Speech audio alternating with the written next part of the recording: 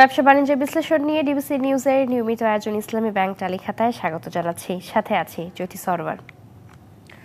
Budget সহায়তা হিসেবে 50 কোটি ডলারের পাশাপাশি বাংলাদেশকে আরেকটি প্রকল্পে 40 কোটি ডলারের ঋণ দিচ্ছে বিশ্বব্যাংক।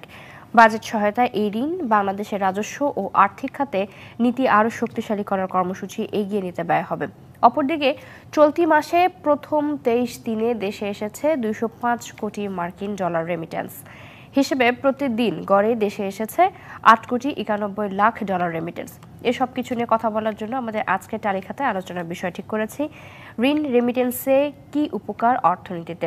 আলোচনা করতে আমাদের সাথে এই মুহূর্তে যুক্ত আছেন অর্থনীতিবিদ অধ্যাপক সৈয়দ আহসানুল আলম পারভেজ, এবং আমাদের সাথে আরও যুক্ত হবেন ইস্ট ওয়েস্ট ইউনিভার্সিটির অর্থনীতি বিভাগের সহকারী অধ্যাপক পারভেজ করিম আব্বাসী। সৈয়দ আহসানুল আলম পারভেজ, আপনাকে স্বাগত জানাচ্ছি আমাদের আজকের আলোচনায়। শুরুতে আপনার কাছে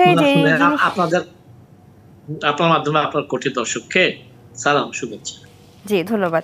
যে জিনিসটা শুরুতেই জানতে চাচ্ছি যে রেমিটেন্সের বিষয়ে যেটা কথা বলছিলাম, যে গত মাস এই মাসে প্রথম 23 দিনে রেমিটেন্স এসেছে প্রায় 205 কোটি মার্কিন ডলার। কেন বাড়ছে, মানে হঠাৎ করে এই বাড়ার পেছনে কি কারণ মনে করছেন?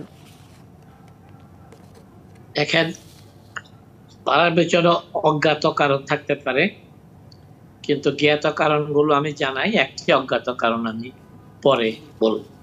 প্রথম কথা হচ্ছে এই জুন মাসে যেটা এসছে বাড়তি রেমিটেন্স, এটা নিয়ে আমি কোনো কথা বলতে চাই না। কারণ হচ্ছে এই জুন মাসের 21 দিনে 191 কোটি মতো যে ডলার এসছে, জুন মাসের আরো 10 দিন বাকি রয়ে গেছে, বা আরো কয়েকদিন বা এক সপ্তাহ বাকি আছে। But I will want to point যে এর আগের মাসে মে মাসে গত 4 মাস 6 মাস চাইতে সবচেয়ে বেশি ডলার এসছে, 225 কোটি মার্কিন ডলার এসছিল। তাহলে কারণ কি? 1 নম্বর কারণ কোরবানি। তো কোরবানি, মানুষ স্যাক্রিফাইস ইংলিশে, এইটাকে মানুষ খুব সিরিয়াসলি দেখে। যারা পুরা গরু কিনতে পারে না তারা ভাগে কিনে, আর কিনতে না পারলে আপনার কি বলে এই ছাগল কিনে। এবং ছাগল কাণ্ড আপনারা দেখেছেন, এই দেশে 15 লাখ টাকা দিয়েও ছাগল কিনা হয়। তো আমি এটাকে এক কারণ কোরবানি। 2 নম্বর কারণ হচ্ছে, যেটা আমি আপনাদের জানাতে চাই, সেটা হচ্ছে আমাদের এখানে যারা অলিগার্ক আছে, ভয়াবহ বড়লোক যারা বিদেশে টাকা পার করেছে, তারা দুটো কারণে টাকা বা দেশে অফিসিয়াল চ্যানেলে আছে।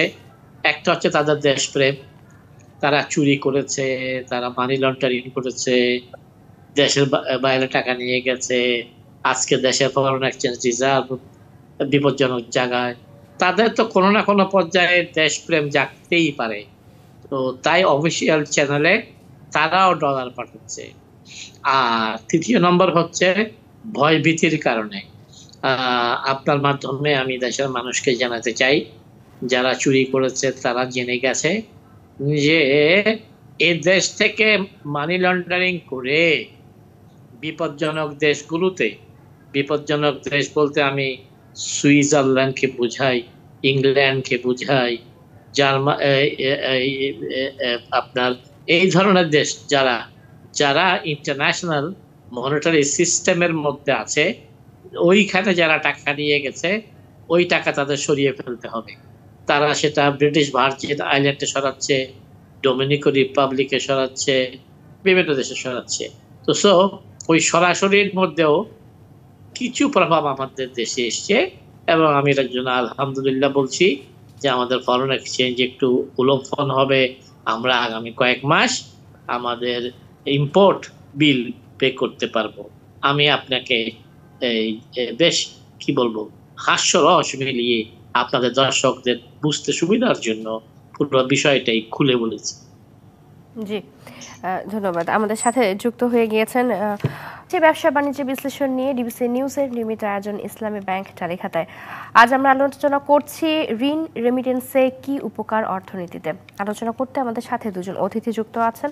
বিরতির পরে স্বাগত আপনাদের দুজনকে আরো একবার। জনাব সৈয়দ হাসান আলম পারভেজ, আপনার কাছে একটু জানতে চাই যে যেহেতু আমরা আইএমএফ এর ঋণের বিষয়টা নিয়ে বিরতিতে যাবার আগে কথা বলছিলাম, কোন খাতে ঋণের এই টাকা খরচ করলে দেশের অর্থনীতির জন্য আরো বেশি লাভজনক হবে?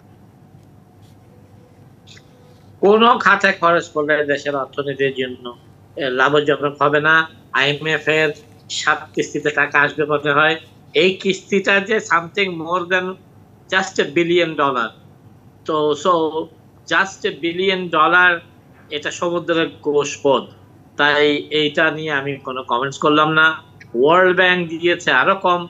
তো আমি বরং প্রশ্ন উল্টা আপনাকে ছুড়ে মারবো জাতির জন্য, যে আমাদের ফরেন এক্সচেঞ্জ কমছে, অলিগার্করা দেশপ্রেম থেকে এবং নির্দেশ থেকে টাকা পাঠিয়ে আমরা কোনোভাবে চলছি।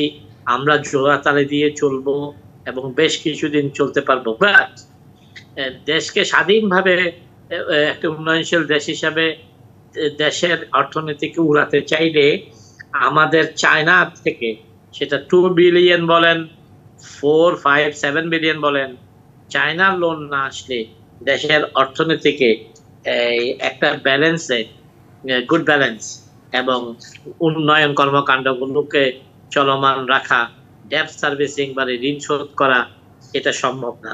তার মানে আজকে আপনি আমাকে সুযোগ দেওয়ার পিছনে আমি একটি কথা, বুড়ো হয়েছে আমি, পারভেজ সাহেব অনেক ব্রিলিয়েন্ট, অনেক সুন্দর করে কথা বলেছেন। আমি শুধু এটাই বলতে চাই যে চায়নার টাকা, আমি বসে আছি, আমার আপা চায়না যাবেন। চায়না গিয়ে ওদেরকে বুঝাতে পারবেন কিনা, বিকজ আমরা ইংরেজিতে বলছি Indian China both eyed on Mongla port as well as Teesta. আর আমার আপাকে, আচ্ছা আমি এভাবে বলা ঠিক হবে না, একটু ঘুরালাম। আমাকে ভারতীয় গোয়েন্দা সংস্থার থেকে জানানো হয়েছে যে তোমাদেরকে জানিয়ে দেওয়া হয়েছে যে ডুজ এন্ড ডোন্ট ডুজ, তোমরা কি করতে পারবে আর কি করতে পারবে না। সেটা হয়ে গেছে আরেক সমস্যা, যে এখন যে আমার আপা যখন চায়না যাবেন, উনি একটা একটা একটা একটা খুব সূক্ষ্ম একেবারে গিভ এন্ড টেক করতে পারবেন কিনা আমি সন্দেহ প্রকাশ করছি। কারণ আমাদেরকে আগে ডেকে নিয়ে গিয়ে 21-22 জানিয়ে দিয়েছে, তোমরা চায়নার থেকে টাকা নিতে পারবা, তোমরা চায়নার থেকে ঋণ শিথিল করতে পারবা, তোমরা চায়নাকে অন্য জায়গায় ব্যবসা বাণিজ্য দিতে পারবা। কিন্তু China is not a big full. So China এইসব কারণে আমাদের যদি টাকা দেয় বেঁচে গেলাম, না দিলে আমাদের অর্থনীতির জন্য খবর আছে এবং রাজনীতির জন্য খবর আছে, বিকজ পলিটিক্স এন্ড ইকোনমিক্স ওরা একসাথেই যায়।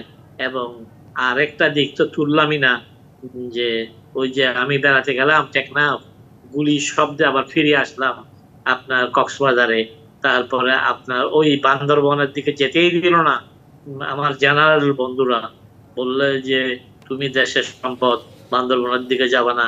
তো ওদিকেও একটা ঝামেলা রয়ে গেছে।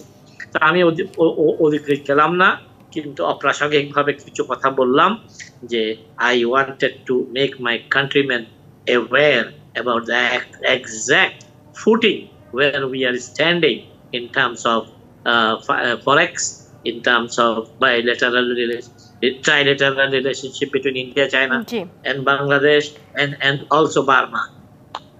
নিশ্চয়ই।